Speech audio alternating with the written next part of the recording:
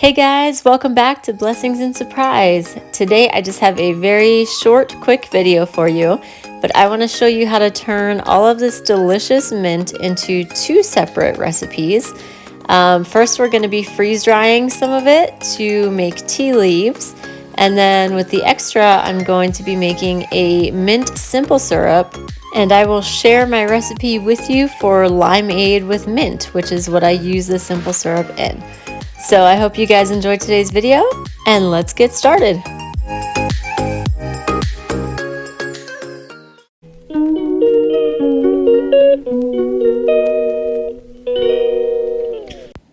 Hey guys, we are out in my mint patch, which is right next to the side porch today, and I'm going to be trimming some of this mint to make some tea leaves and to also make some minty limeade. And when I'm trimming this, I'm not cutting it down at the root. I'm just cutting off like the top half of the stem, and that way it can grow back, it can keep growing, and I can come and get another harvest later. So I'm just snipping off the top halves of these mint stalks. And I put them in a paper bag to take inside. I am going to wash them just because, you know, being outside, there's bugs and dogs and whatever. So I'm just going to wash it all off and dry it with some tea towels. And then I'm going to put it onto my sheets for freeze drying. Now, I'm choosing to use a freeze dryer today because that was just the easiest thing, but I will also show you some other ways to dry your herbs if you don't have a freeze dryer. So this is one option for drying your herbs. Now this does not work with all herbs, and I'll explain that in a minute, but for mint, this does work. You can just get these mesh bags, and I'll put a link to these on Amazon for you. But you can just buy these mesh bags, take your mint or your other herbs straight out of the garden. I wash mine first just to get them a little bit cleaner. But you just throw them in this mesh bag and you let it hang. And literally they will dry themselves. That's all you have to do is just have them in a well-ventilated space. You don't want them in direct sunlight, but as long as they have good ventilation, they will dry on their own.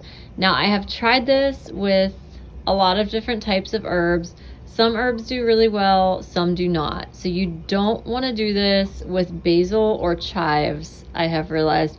I'm sure there are other herbs that you don't want to do this with, but I haven't tried them all, obviously. But out of the ones that I've tried, don't do basil, don't do chives, because they lose their color, they turn brown, they just get nasty. But the mint has been fine. I have several big bags of it. I believe this might be the basil. I don't know if you can see from the camera, but how that got all brown and stuff.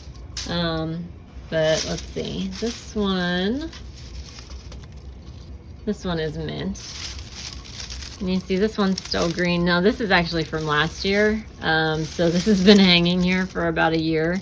And it's still green, it still smells minty, it's in good quality condition. So that is still definitely usable. I've done this with rosemary, thyme, savory, and raspberry leaves, and lemon balm, and they all did fine. It was just the basil and the chives did not. So with those, you're gonna want to either dehydrate them or freeze dry them. So let me go show you the dehydrator and the freeze dryer.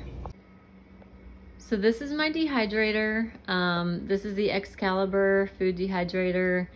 I think I got this from Cabela's, but I'll see if I can find a link for it on Amazon for you.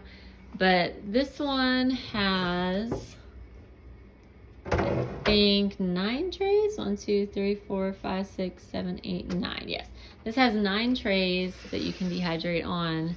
So this is an option for dehydrating your herbs if you want to. You could also just do it in the oven, or like I said, just let them sit out with good ventilation. I like the mesh bags because there's air all the way around them. But the other option then is a freeze dryer. And I had this open because I just used it when I was filming this video. But I will show you how to use this in the video in a little bit here. But anyways, those are your 3 options for drying herbs. And now let's get into the actual mint. One other option that I forgot to mention is that you can also chop up your herbs and put them in ice cube trays and freeze them that way. And that way you can just pop out an ice cube and dump it into whatever you're cooking whenever you are ready to use it. What I'm doing here is I'm just taking the leaves off the stems. And you can use, with mint, you can use the stems. They are edible, but sometimes when they're just like tough and woody, I just don't want that texture in my cooking, so I choose to take them off. But I'm sliding these into the freeze dryer, and this freeze dryer is so easy. I mean, you literally just close the door, shut the drain valve, and hit start. I mean, that's pretty much it. It is very self-sufficient. You don't have to do much. It'll beep at you if it needs something, and other than that, you just turn it on and walk away. So I really like this as a food preservation method. Just saves so much time, and it's so hands off. So there it goes. Now, herbs don't take as long to dehydrate as other foods do. A lot of the foods will take between 24 to 36 hours to dehydrate in the freeze dryer. But with the herbs, this one only took about 9.5 hours, which was the shortest thing I've ever done in there. But what I'm doing now is just releasing the drain valve, opening that up to release the vacuum pressure. And then I'm just going to take the mint out, and it's ready to go. And you can actually hear the little crunch when I pick it up here in a minute. That's generally the first thing I do when I dehydrate something, is try to squish one in my hand and make sure that it's crispy. And we are good to go. They're nice and crispy. So I'm just putting all these leaves into a 1-gallon jar, and I will just store them in there until I'm ready to make the tea leaves. And I'm going to show you what I bought to actually turn this into tea in just a second here. So you may be wondering, okay, now that I have these dried tea leaves, how do I turn them into tea? Well, you have a couple options there as well. You could just put them straight into a cup of hot water and then strain them through a fine mesh strainer after they steep for a while. That's definitely an option. I found this at an Amish market near me, which this is something you can just scoop up dried tea leaves, and then you just put this in your hot water, and you can swirl it around and dunk it, or just let it sit there and steep. So I thought that was pretty cool. That's going to come in handy for when I'm making tea. And that's reusable. You just wash it out and reuse it again. Now, if you don't want to go that route, you can also get these tea bags, which I got on Amazon. So you can make your own tea bags. And this is actually really nice to give people as gifts. If you do dry your herbs and make teas, you can put them in bags and give them as gifts to people. So that's what I plan on doing with these, because when I drink my own tea, I'll probably just use this. But anyways, those are some options, and I will link those for you in the description box as well. So I had some mint left over that didn't fit in the freeze dryer, and I decided to just whip up a batch of a minty simple syrup, because I do like to make limeade with mint. It's one of my son's favorite drinks, and it's really good. And so I am using stevia to make this. You can do it with regular sugar, but I am on a diet where I can't have sugar right now, so I'm using stevia to do it. And I'll link this stevia in particular in the description box for you, because this one has no additives. It is just 100% pure dehydrated stevia. And so it's a lot better for you, and it tastes a lot better. So I'll link that in the box for you too. So after I let that simple syrup steep for a while, I strained out the mint leaves into a fine mesh strainer, and I poured the liquid into the silicone ice cube mold. I will say in the future I'll probably use a larger quantity of mint when I do that. I don't think it was quite minty enough, so I'll probably use more next time.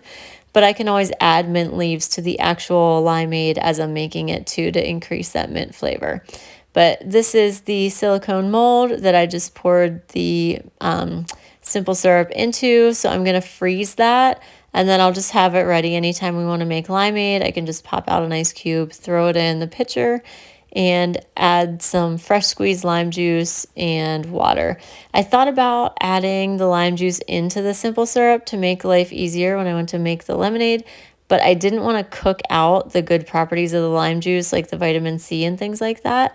So I decided to just wait and squeeze the lime juice in there fresh when I'm ready to make the limeade.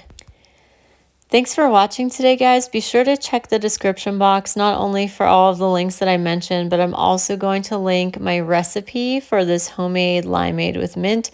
It is delicious and refreshing and the perfect summer drink. If you enjoyed this video, don't forget to give it a thumbs up. And if you are not subscribed yet, go ahead and hit that subscribe button and sign up for the notifications so that you don't miss a thing. There's tons more content coming at you this summer. So thanks for watching, and we'll see you next time.